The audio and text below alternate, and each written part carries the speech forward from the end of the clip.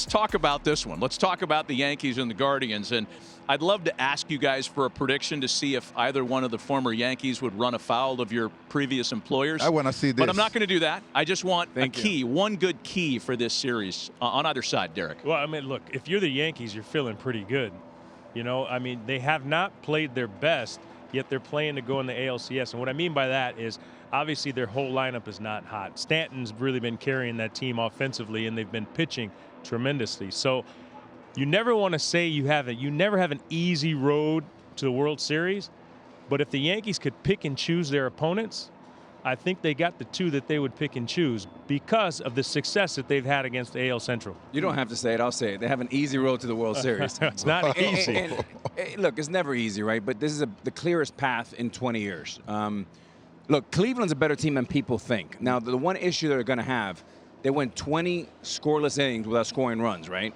They need to score runs, but they have very good starting pitching, lights-out closer. They have the single most underrated player in the game in Jose Ramirez, who's battling for the MVP every year. But to me, it's about Rondon tomorrow, and he has to control his emotions. I don't want to see 99 or 100. I mean, he is so fired up here in the first inning that I thought when I was watching it was too much, and he has to channel that emotion and make it work in his favor.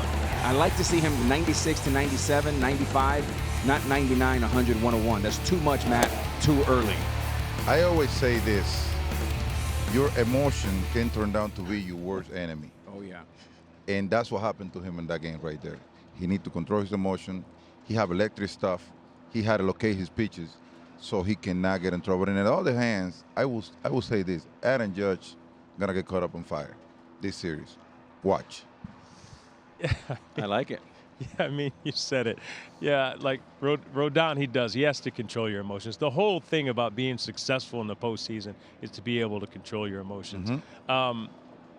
Captain, how'd you do it? How'd you do it?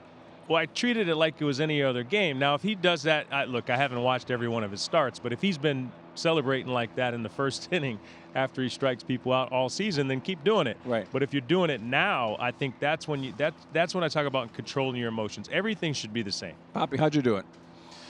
Not enough coffee. No, man. I tell you what, you have to control your emotion during the playoff because they can turn down to be your worst enemy, like I said before.